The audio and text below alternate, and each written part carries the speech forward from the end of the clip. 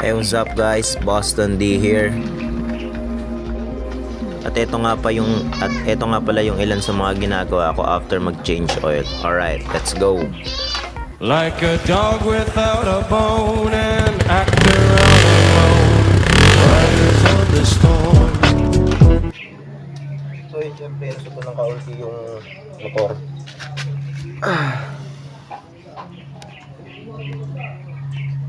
Para hindi naman kalapit dun sa bahay.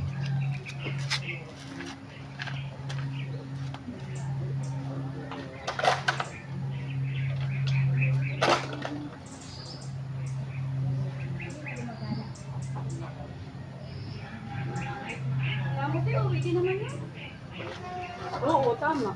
Uwi din yun. Kasawa din. Hindi niya yung kapatid ng lalaki natin. Sige niya inom. Sa umaga na uwi. Ano ba yung namin?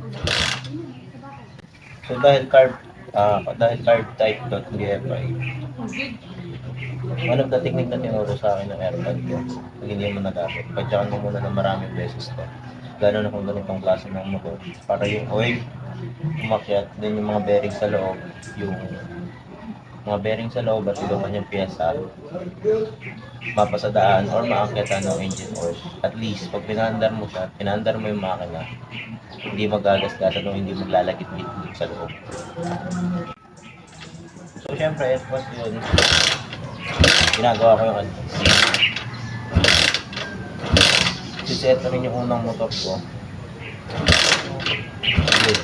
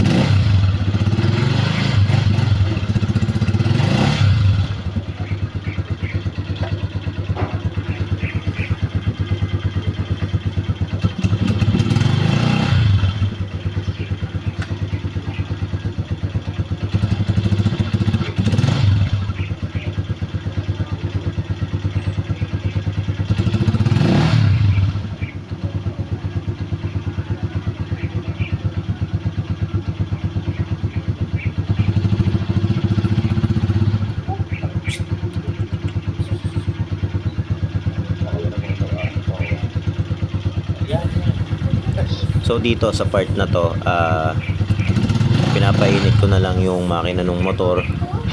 Pinapaikot ko yung engine oil dun sa buong makina para at least yun nga, mapasadahan na ng bagong engine oil yung buong makina sa loob.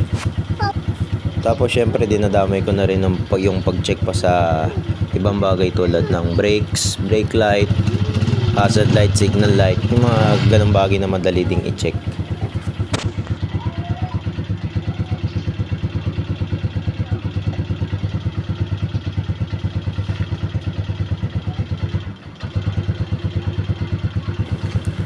Nga pala, damay na rin dyan sa after ko mag-change oil. Hindi ko lang napakita sa video. Chain tension, tsaka paglalagay ng chain lubricant. Ayun.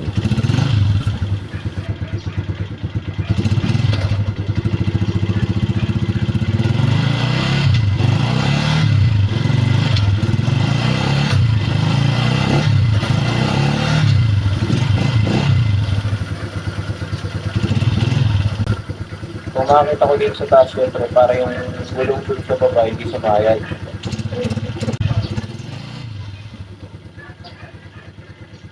Wala pa akong bala kasi kanto ng sidecar, huwag nyo akong tanong.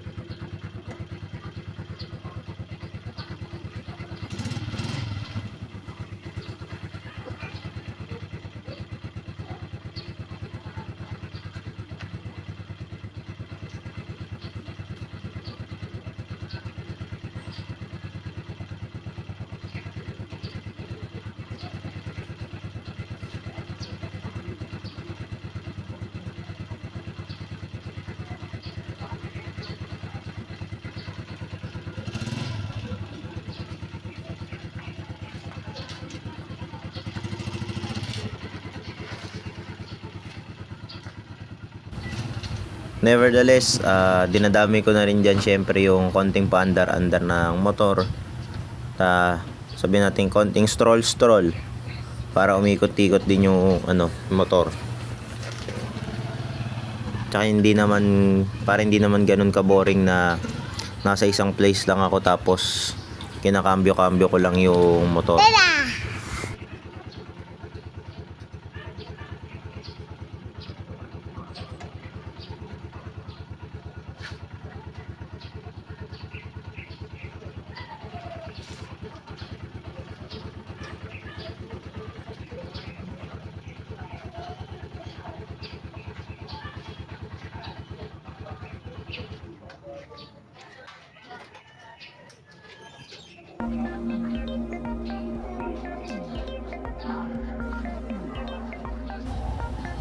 So, thank you for watching. That's it for this video. Please give it a thumbs up or a like or a react. Comment and share. Thank you guys.